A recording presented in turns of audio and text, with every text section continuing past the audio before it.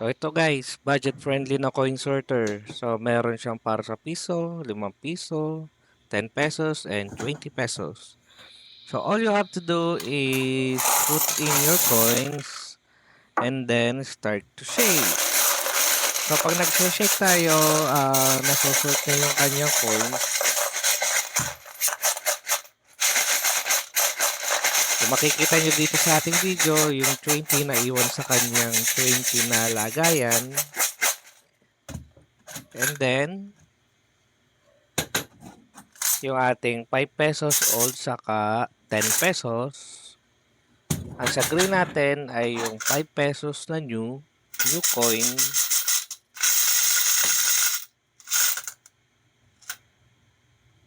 And then yung last natin is yung ating 1 peso coins.